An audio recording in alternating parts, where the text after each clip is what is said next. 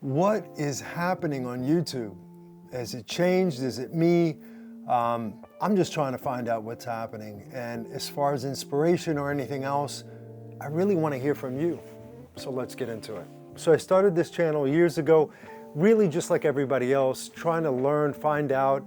I was more of a watcher than an actual YouTuber. And even till today, I watch a lot of YouTube, whether I'm looking for ideas, tips, tricks, whatever that may be.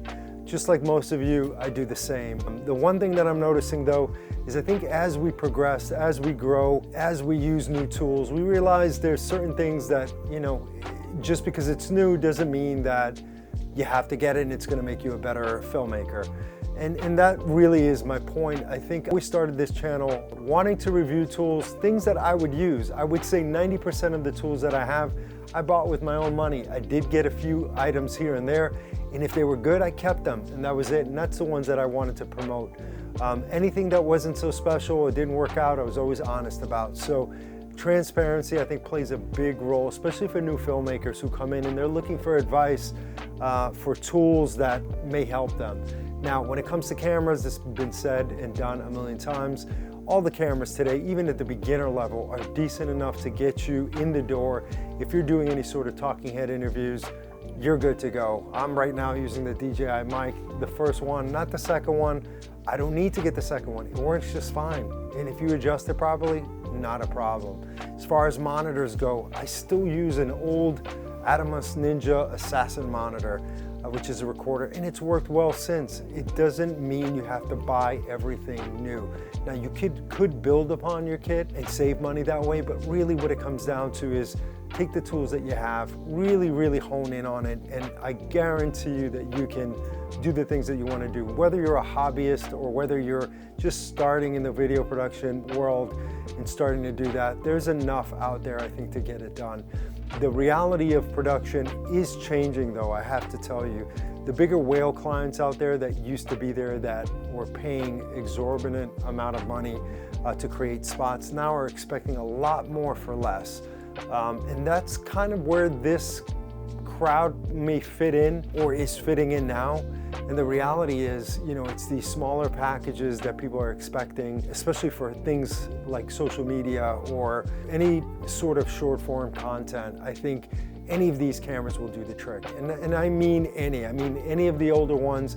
Most of the deliveries are not going to be in 4K, they're 1080. And if you're creative enough, you can make it all work for whatever vertical that may be. So I don't think that should be a stopping or a block for anyone to be creative or do the things that they want to do. And, again, the expectation is people want content, just in general. If you're really getting into the commercial world, sure, there's things that you're going to need to be able to run a camera all day. That makes a big difference. And that makes a big difference for the person who's behind camera, right? You don't want to change batteries every 1 hour. You want to be able to have sufficient amount of power. You want to have NDs. You want to do all those things. But for the most part, if it's shorter shoots, you can get away with practically almost everything at this point. It really comes down to that composition, the idea, the story, the concept, and everything that goes across that. Now, depending on where you're coming in that world, it's good to really learn as much as you can. So if you get to go on jobs where you're, maybe on a bigger job, but you're not behind camera and you're helping out or whatever that is, just listen very closely to, what some of the creatives are doing on that set so you can learn for yourself. So, when I started, that's basically what I did. I started from the bottom and kind of worked my way up. So this question goes out to you. Right now, YouTube seems to be taking a little bit of a change. And I don't mean YouTube itself, but the actual creators that are on YouTube. I started this channel really to learn as I go and share the knowledge that I've learned over the years. I started when there was no YouTube channel to kind of go on and find out how to shoot or do anything. It was all about kind of literally pushing my way onto a commercial shoot or whatever that may be at the time to learn as much as I can. And I was not behind the camera. I was doing anything and everything just to be around it. I learned a lot over the years. There's certain things I still learn till today. But the one thing I noticed is, look, as much as I love gear and I get excited about lenses and cameras and everything else, I really am about, the creative process. And I really wanted to start making videos that are more about that. So I'm asking you as the audience, what are the things that you're interested in? Are you interested just in camera gear, lenses, audio? You know, what is it, lighting maybe? What is it that you guys are interested in? I've noticed when I put out videos about any sort of process or anything like that, it doesn't seem to get as much traction as it does when we're talking about something new. But I feel like we're getting into a point where all the new stuff is just small little incremental moments. Any of the cameras that have come out in the last couple of years will do the job. So if you're just starting out, honestly get the cheapest camera, start that way and move on. Most of the productions that we're doing, they're gonna be 3 tiers.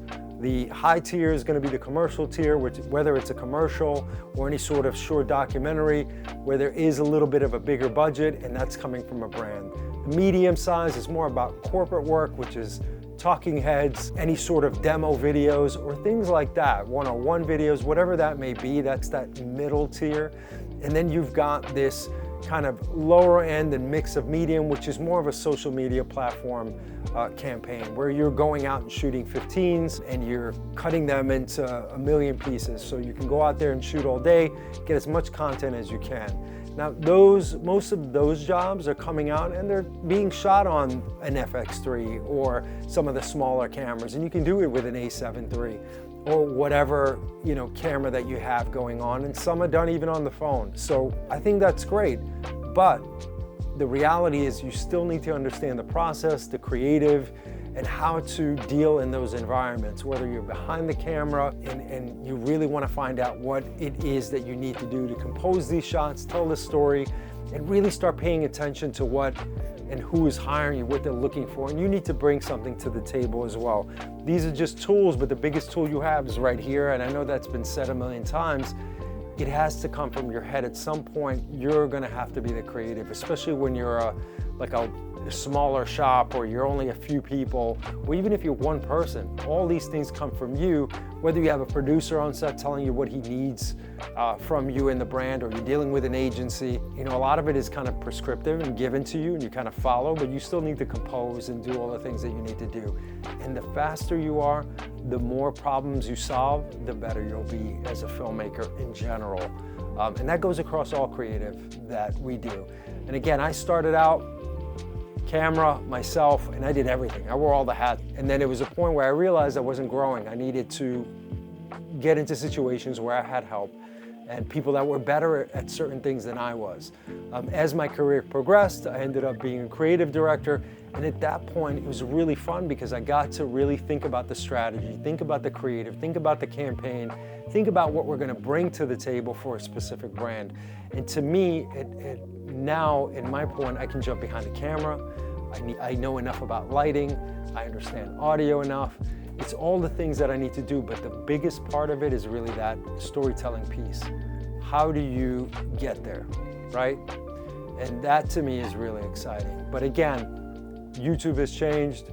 I want to find out what the audience is really looking for. What are you striving to get? Is it just pure entertainment? Because that's something that, you know, there's a few channels out there that can do that for you. If there's stuff that you want to learn or go on this journey together, I'd love to find out, because what I don't want to do is spend time making videos that aren't beneficial to me and to you, and create a channel and a community that actually kind of understands and wants to understand more and go through this journey with me and with us here. So again, excited to hear from you. Would love your 2 cents on that. So again, let me know in the comments, what do you guys want to see? Any good ideas out there that you want to kind of propose? Would love to do it. Any questions? I'm always open. I say that in all my videos. So again, thanks for watching, and I will see you on the next one. All right, thanks guys.